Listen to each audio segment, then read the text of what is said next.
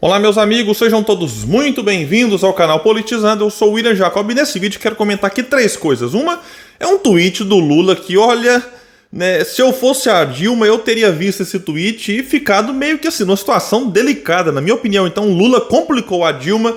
Falarei também do coach Pablo Marçal, que viu a Polícia Federal bater na porta de sua casa ali e ele pode, enfim, se enrolar bastante com a justiça, e trarei novidades sobre a novela envolvendo o Ministério do Turismo, mas antes quero pedir a sua ajuda. Chegou no canal, deu uma olhadinha, viu que não está inscrito? Se puder, se inscreva, ativa aí o sininho das notificações, deixa like se assistir e gostar do vídeo, se assistir e não gostar, manda o dislike, comenta, compartilha. Tudo isso é muito importante para que esse nosso trabalho chegue mais longe e mais pessoas elas venham para cá, porque aqui nós lutamos por um Brasil melhor. Bom, vamos começar aqui com o Lula, que no Twitter postou uma declaração. Olha que o pessoal do partido deve ter olhado e falado, o Lula esqueceu um detalhe importante, né? Imagina como que a Dilma leu esse tweet aqui. Vamos lá então, para o que o Lula postou lá. Se o Brasil tivesse continuado com o ritmo de crescimento que tínhamos quando deixei a presidência, poderíamos ser a quarta economia do mundo. Infelizmente, o Brasil andou para trás e perdemos a noção da grandeza do nosso país. Mas estamos reestabelecendo o país que precisamos.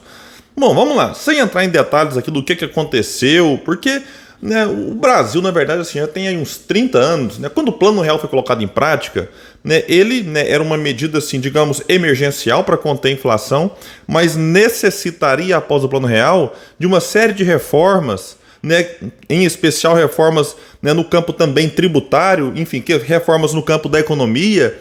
Para quê? Para você colocar o Brasil em condições de ter um crescimento continuado. Não foi o que a gente assistiu. E, infelizmente, nos últimos 30 anos, desde o governo do PSDB, passando pelos governos do PT, nós não tivemos as reformas que a gente precisa para o país se desenvolver.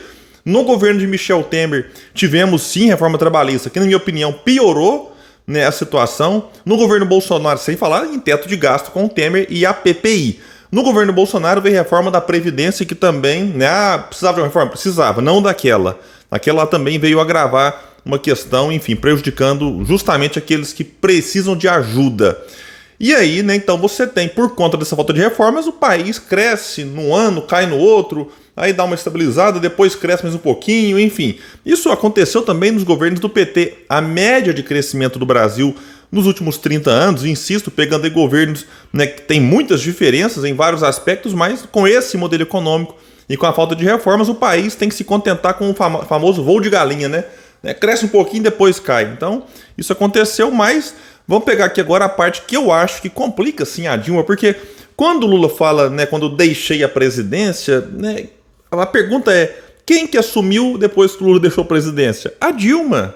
Né, que ele escolheu, como ele escolheu o vice, o Michel Temer, né, aí depois a Dilma se reelegeu, ficou ali mais um ano e meio, digamos assim, né, à frente da presidência, até sofrer o impeachment, e o Temer assumiu, lembrando que na ocasião, lá em 2010, quando se discutia quem que ia ser o vice da Dilma, Lula com popularidade altíssima, né, quem ele escolhesse ia vencer as eleições, então não precisava de ter um vice, né, como o Michel Temer para ela vencer, ela venceria. Ah, mas tinha que ter tal governabilidade. Olha, seria possível de outra forma. Lula tinha alta popularidade, o governo vinha assim de um ano ali, 2010, com bom crescimento.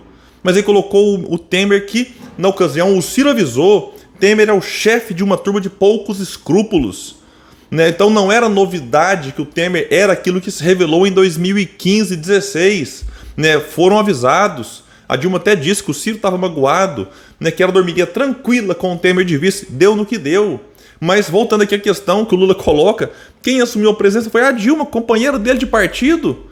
Né, e é claro que o povo aproveitou disso para, enfim, a direita, por exemplo, usou isso aqui para se promover. Vamos pegar o que o MBL disse. Alguém sabe dizer qual o nome da presidente que assumiu em 2011? Qual partido ela era? E de quanto foi a queda do PIB no final de seu governo? Pois é. Então, assim, foi um comentário, na minha opinião, desnecessário. Teria outras formas dele tentar trazer uma mensagem de mais otimismo e tudo mais. E, assim, pegando aqui na questão da Dilma, tanto na pré-campanha como na campanha, o PT tentou esconder os anos de Dilma à frente da presidência. Porque, sim, no final, ali já com o Cunha também, né, foi avisado de que era aquela figura ali. o Cunha aceitando o pedido de impeachment, tudo isso impacta também na economia, mas o PIB do país cresceu nos últimos 2 anos em torno aí de 7 pontos percentuais, 7%. Então, é uma coisa que o PT tentou esconder quando o Lula era indagado ou provocado, conseguia sair com uma resposta meio que padrão, dizendo algo meio que clichê, falando em golpe, etc. Então, não sei se a Dilma de fato ficou triste, ela está à frente da presidência dos BRICS, não vai certamente se posicionar sobre isso, até para não ficar trocando ali falas lamentáveis, na minha opinião, com o atual presidente. Mas não tenhamos dúvidas que mesmo no seu íntimo ali, algum constrangimento isso deve ter causado, porque de uma maneira, mesmo que indireta, Lula acabou fazendo uma crítica ao governo Dilma. Bom, vamos falar aqui agora do coach e ex-candidato a deputado federal. Ele chegou a ser colocado como candidato à presidência na pré-campanha ainda, Pablo Marçal, que tem mais um problema para chamar de seu. Ano passado ele era pré-candidato à presidência, aí o PROS, tinha uma briga gigantesca ali, decidiu não seguir com a sua candidatura, o que levou ele a se candidatar a deputado federal lá pelo estado de São Paulo. Ele foi eleito, mas o TSE indeferiu sua candidatura por falta de documentação adequada.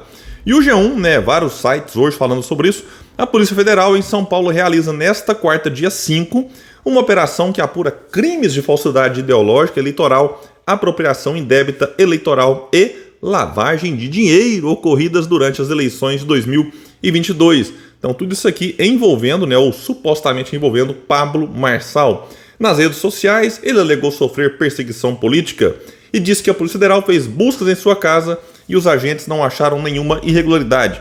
Vejam bem o que o cidadão disse, Até na hora de se explicar, ele tenta dar uma de coach, e daqui a pouco eu vou falar que ele vai tentar se aproveitar sobre isso, não achar nada que de fato o incrimine, ele vai explorar isso aqui a seu favor.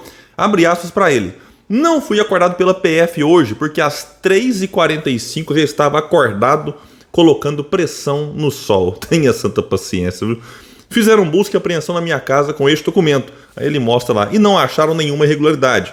Fizeram buscas em 7 endereços, 3 empresas, 2 sócios, 1 advogado e levaram apenas celular e notebook como de praxe. Disse ele em publicação. Então vamos ver, porque assim, se de fato a Polícia Federal não encontrar nada que o incrimine, como eu disse, ele vai tentar explorar isso aqui para ganhar mais seguidor, ganhar até mais dinheiro em relação, se for comparado com o que ele já ganha. Vamos ver se de fato tiver algo que o complique, olha, aí sim a situação dele pode ficar bastante delicada. E para quem não se lembra, teve um episódio que chamou a atenção do país, muitos não fazem relação. O Pablo Marçal, esse que ficou aí, que eu falei aqui que foi eleito, não assumiu e tal, é o mesmo coach que quase levou à morte 32 pessoas durante uma expedição em janeiro do ano passado.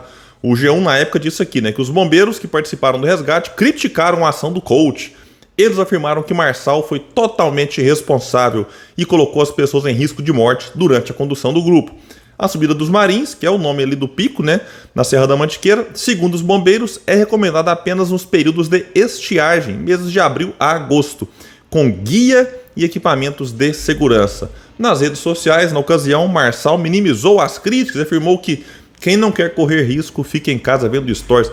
É um grande responsável. Eu conheço aquela região ali, quem me acompanha no canal sabe, eu faço ultramaratonas, fiz várias, inclusive lá naquela região, passando ali por vários picos, uma região muito difícil, assim, você tem que ter realmente, além de um preparo físico, todo um preparo em termos de alimentação, de proteção contra o frio, e claro, se você vai fazer isso aqui numa época que tem maiores chances de chuva, a situação que já não é fácil por lá se complica ainda mais. Então, o Pablo Marçal vir com essa coisinha de quem não quer correr risco fica em casa vendo stories, é uma grande irresponsabilidade da parte dele.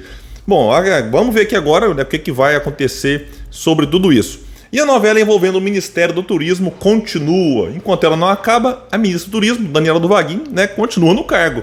E foi divulgado que o governo federal espera o retorno do senador Davi Alcolumbre, do União Brasil a Brasília, antes de efetivar a troca de Daniela do Vaguinho no Ministério do Turismo.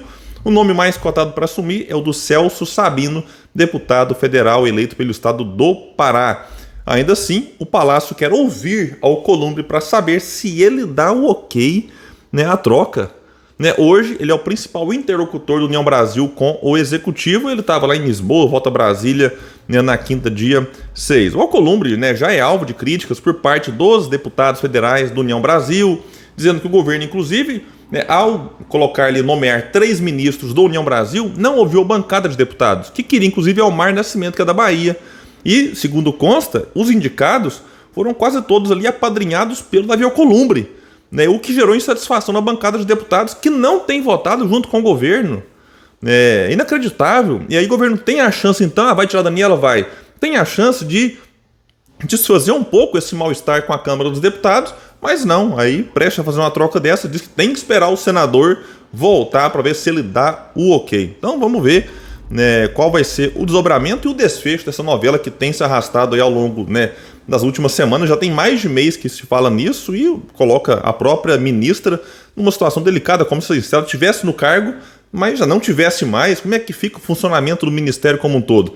Bom, pessoal, então é isso. Eu fico por aqui. Quem puder, compartilhe esse vídeo, vamos trazer mais pessoas para esse espaço, porque aqui nós lutamos por um Brasil melhor. Valeu, gente. Até mais.